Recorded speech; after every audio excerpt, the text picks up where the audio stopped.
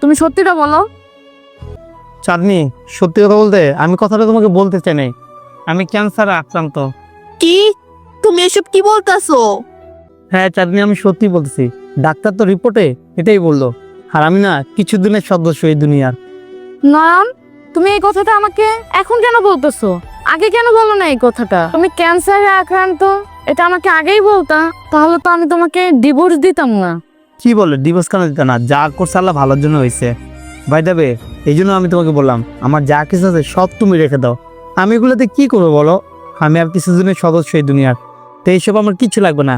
আমি চাই তুমি আর আমার মেয়ে এগুলো নিয়ে সারা জীবন সুখে থাকো। আর চাঁদনি, একটা কথা দাও আমাকে, আমাদের মেয়েকে ভালো করে লেখাপড়া শেখাবা, ওকে একজন ডাক্তার বানাবা, যেন ও তোমাকে সবসময় দেখাশোনা করতে পারে।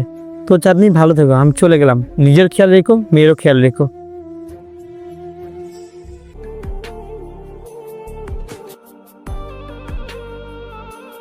নয়ন দাঁড়াও।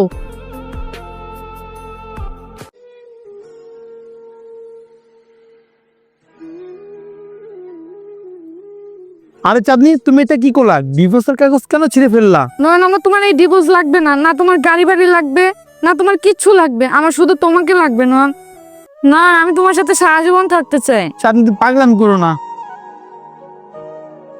চাঁদনি, আমার হাতে কম সময় আছে, তুমি বোঝার চেষ্টা করো। নয়ন, তোমার হাতে যতদিন সময় আছে ততদিন আমি তোমার সাথে থাকতে চাই। আমি তোমাকে ভালোবাসি, তোমার সাথেই সারা জীবন থাকতে চাই। বন্ধুরা, স্বামী স্ত্রীর সম্পর্ক একটা পবিত্র সম্পর্ক। এই সম্পর্ক সহজে ভাঙবেন না। আল্লাহ বিপদ দিবে, আল্লাহ বিপদ থেকে উদ্ধার করবে, কিন্তু আপনারা কখনো নিজের ইচ্ছায় কখনো সম্পর্কটাকে ভেঙে ফেলবেন না, তাহলে কখনো শান্তি পাবেন না। আমাদের এই ভিডিওটা আপনাদের কাছে ভালো লেগে থাকলে অবশ্যই টাইমলাইনে পাঠিয়ে দিবেন। ধন্যবাদ সবাইকে ভিডিওটা দেখার জন্য। নতুন কেউ থাকলে লাইক শেয়ার কমেন্টস করতে ভুলবেন না।